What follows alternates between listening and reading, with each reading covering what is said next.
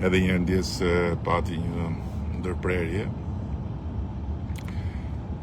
Jam përtheth për paketën e maleve dhe po mendoja që çfarë kanë me paketën e maleve ata që e kundërshtojnë, madje kërkojnë edhe anullimin e saj. Dhe nuk jam i vetëdijshëm se sa të informuar janë ata që malet i shohin nga qyteti, apo që këto ligjet, vendimet i kanë me dëgjuar për faktin që në një pjesë të territorit tonë, në disa zona të Shqipërisë, ka një problem me faktin që njerëzit nuk e kanë njohur ligjin e ndarjes tokës në fillim të vitit 90, ligjin 7501, i cili nuk është pranuar për arsye se në vend se të pranohet ajo ndarje proporcionale sipas ligjit asaj kohe, është rënë dakord mes veti, mes banorëve, mes komuniteteve, që ndarja e tokës të bëhet në bazë të trashëgimisë dhe aty ku kanë qenë kufit e vjetër. Dhe në një pjesë të konsiderueshme të këtyre territorëve ka dakordsi, nuk ka konflikt. Pra, trashëgimtarët e kanë tokën. Por ka një problem. Duke mos e pas pranuar 7501, nuk e regjistroi dot tokën. Duke mos e regjistruar dot tokën, mund të ushtrojnë aktivitete në atë tokë, por nuk mund të kenë asnjë lloj të drejte nga të drejtat që jepen me ligj për ta zhvilluar tokën. Nuk kanë akses në financim, sepse nuk mund të marrin dot një kredi në bankë, nuk mund të marrin dot një mbështetje nga institucionet publike me grante, me subvencione, sepse nuk janë pronar me një titull pronësie. Pra, në letra nuk ekzistojnë. Në realitet janë atje. Dhe kështu nuk zhvillojnë dot një ekonomi të vogël bujqësore, elektorale, nuk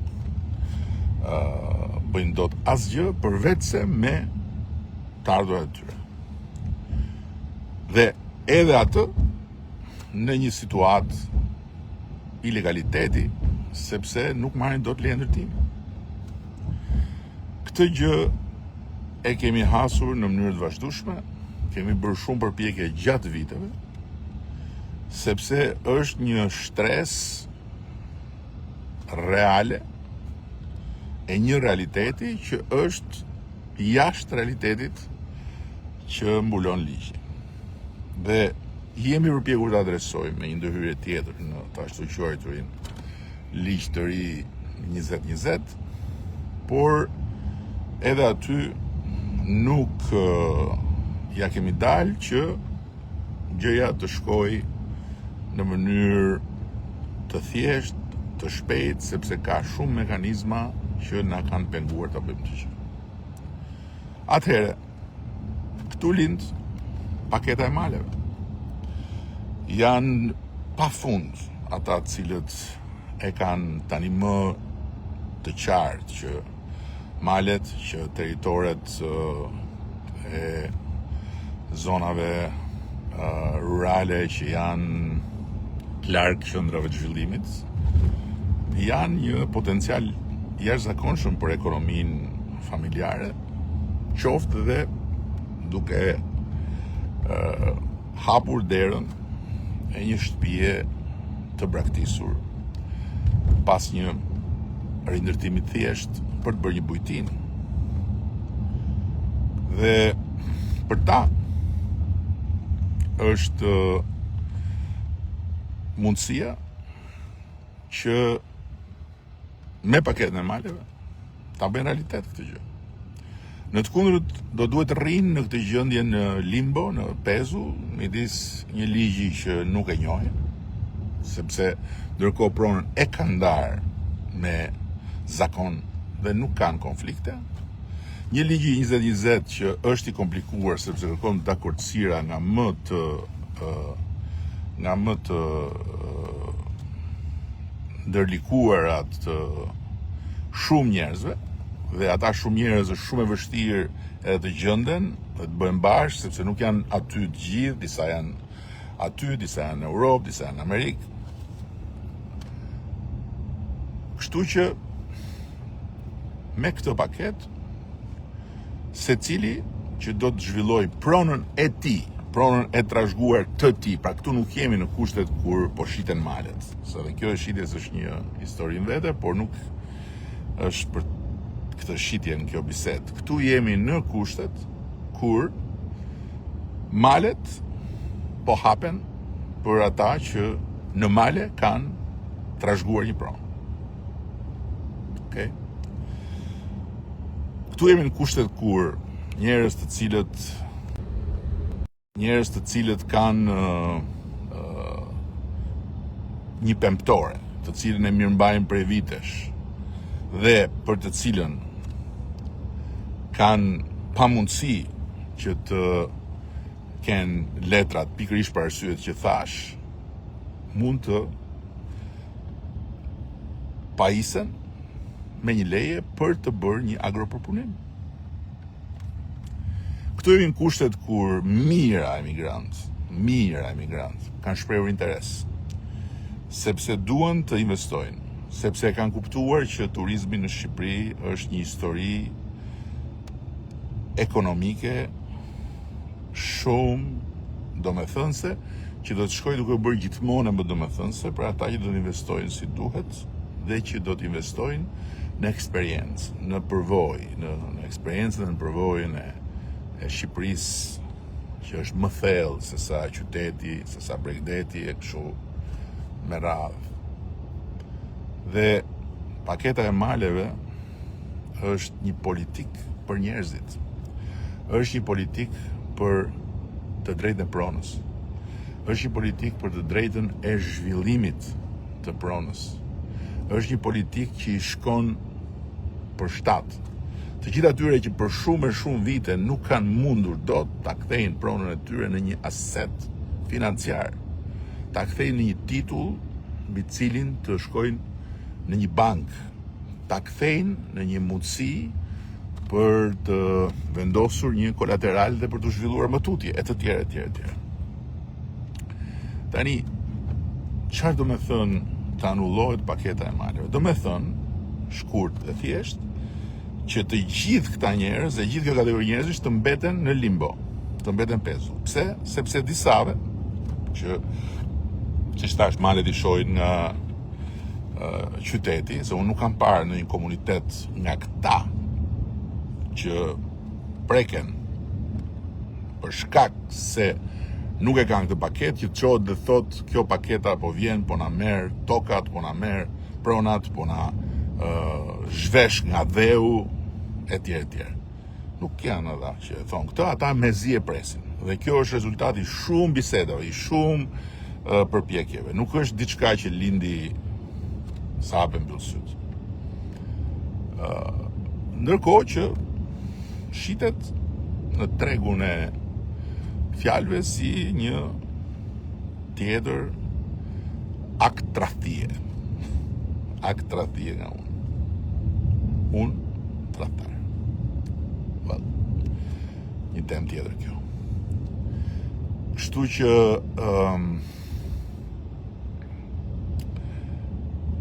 se shoh dhe komentet tu, është habi e madhe, thot një blerta këtu, një vend i kaq i mrekullueshëm, tham po na ban një Zvicër të vogël, flitet për paketa si lodër.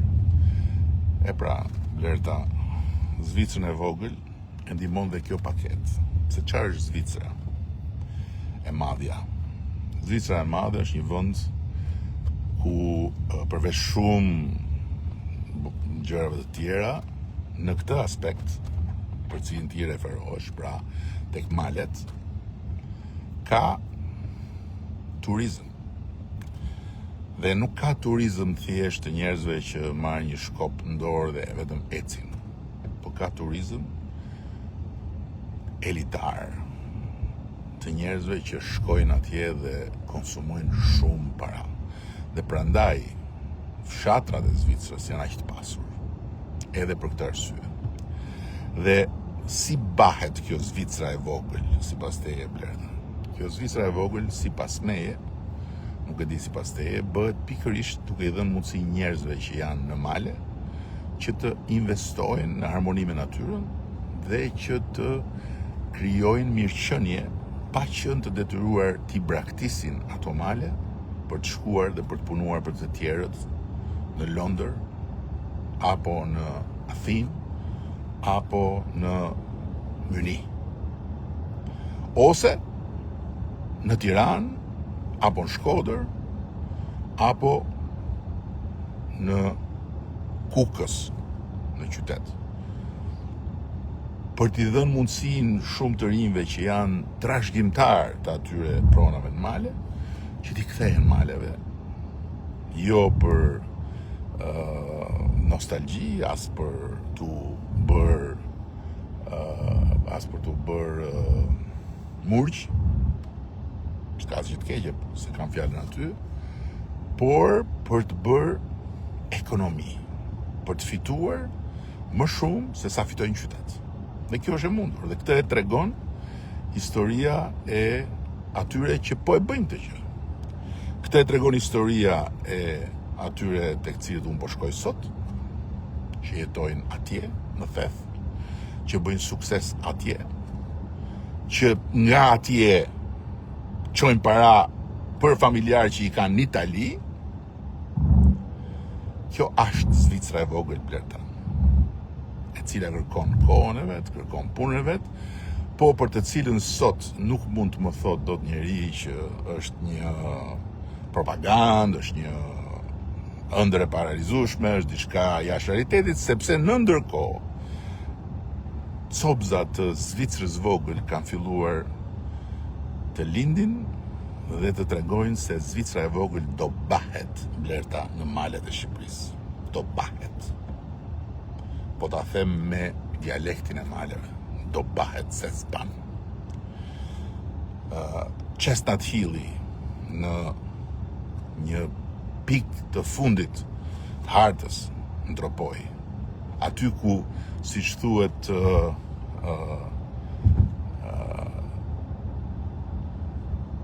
ja urdhë, emigrantët janë shtetas me drejta të njëjta, nuk e kuptoj arsyetimin e kësaj pakete. Por çfarë nuk kupton ti? Kjo është një paketë për emigrantët. Si nuk e kupton ti? Pikërisht se janë me të drejta të njëjta, por nuk kanë mundësi të gëzojnë të drejtën e pronës së tyre, sepse nuk kanë letrat dhe ligji 7501 nuk ua jep letrat. E kupton këtë? Pse nuk e ndiqni arsyetimin? Pse me shpejtësi vraponi të thoni fjalën e fundit të parën? Pse nuk i jepni vetes mundësinë të dëgjoni dhe pastaj të flisni? Nëse.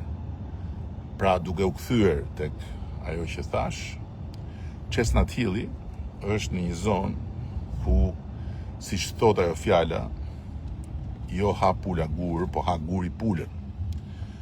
Dhe kujt do t'i shkon në ndërmend se mund të shkojë atje dhe të bëj biznes dhe të bëj sukses. E pra, atje ka biznes, atje ka sukses. Pse? Pikërisht kështu si po them. Dhe në ndërkohë, kam edhe një mesazh tjetër për ata që më ndjekin dhe nuk janë këtu thjesht për të futur që të bëjnë sharjen e radhës. S'ka problem, sepse ato sharjet mua më bëhen vetëm shëndet dhe forcë. Por janë problemi atyre që i bëjnë, sepse si hynë këtu ashtu dhe dalin, hynë të pa informuar, dalin të pa informuar dhe vazhdojnë të keq informuar.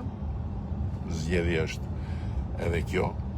Por tjetra që do doja të përcjellja është pikërisht super programi kombëtar i quajtur Dyfisho ndërmarrjen sipërmarrjen tënde. Dyfisho sipërmarrjen tënde është një super program i cili i vjen në ndihmë të gjithë atyre që kanë një ndërmarrje të vogël ose të mesme, jo të madhe, të vogël ose të mesme.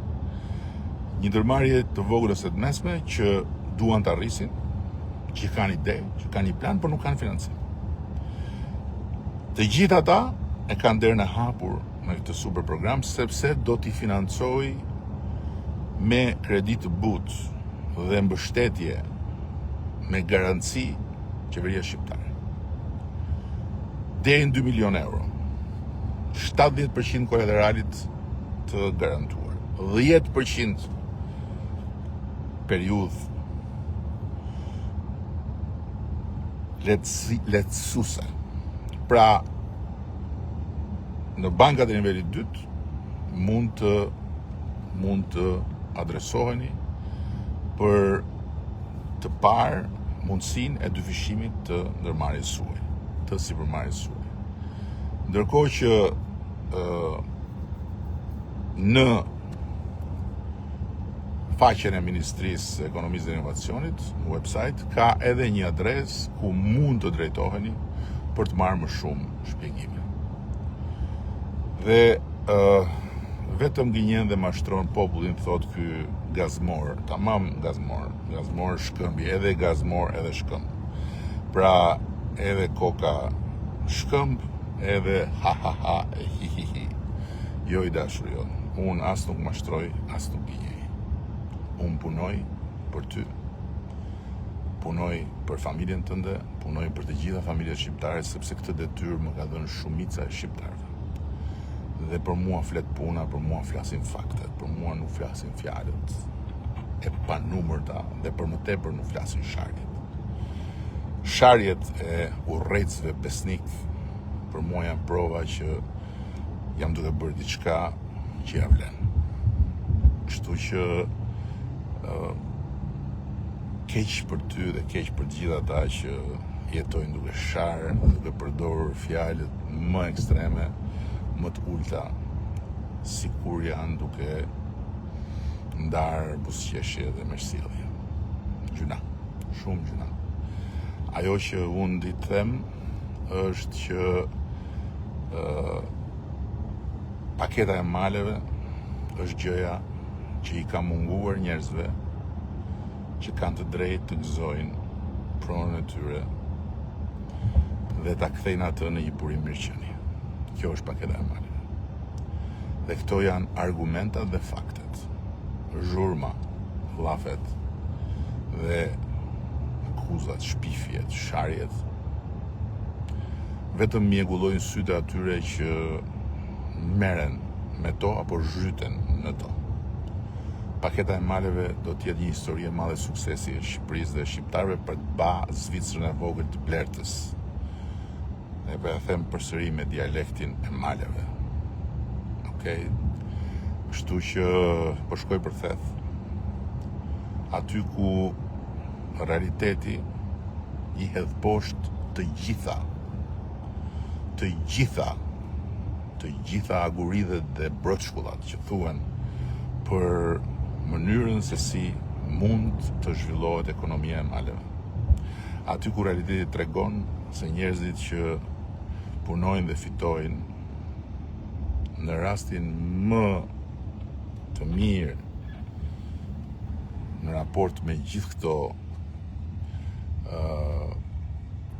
muhabete kanale sociale mund të bëhen viktima të sulmeve, siç u bën të sulmeve më agresive dhe më të ulta mbi djersën e tyre, mbi sakrificat e tyre, mbi gjakun e tyre, mbi ato yjet e përshtypjeve të njerëzve që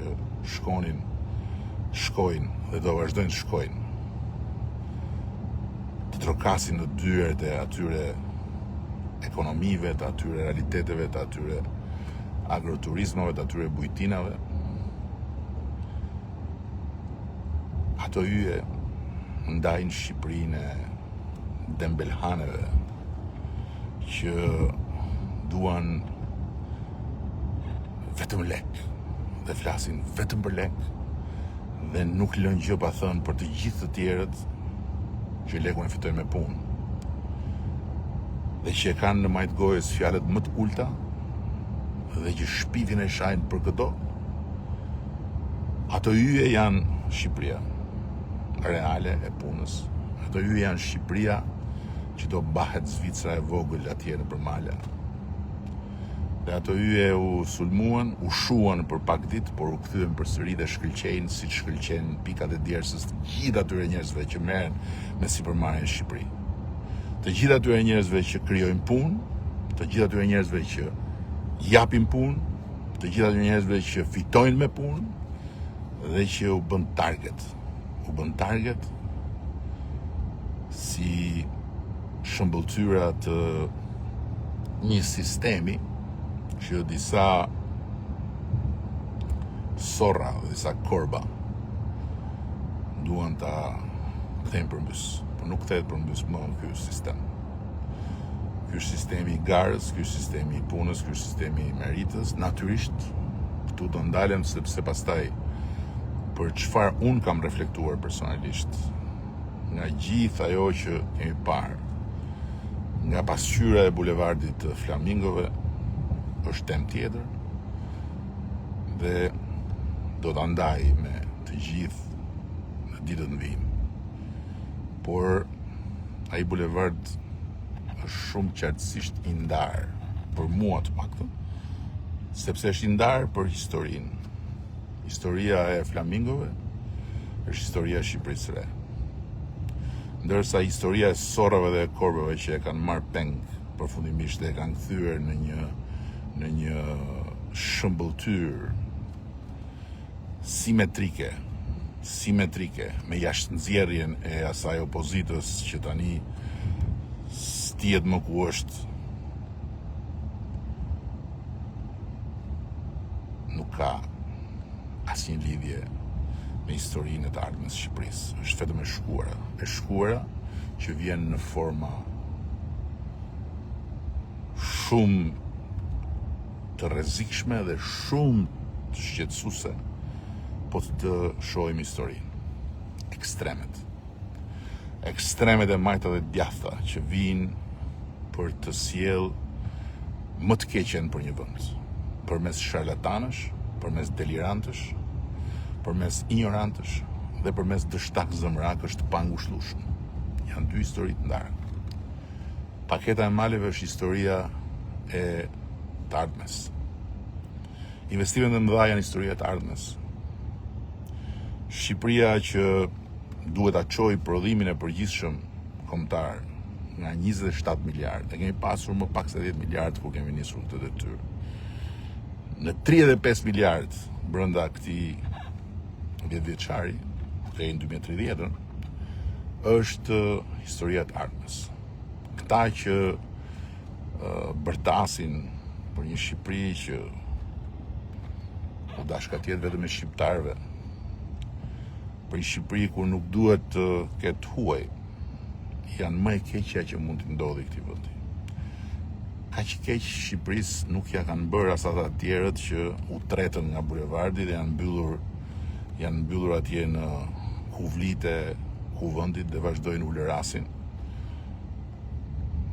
sepse janë të mbaruar. Gjithsesi,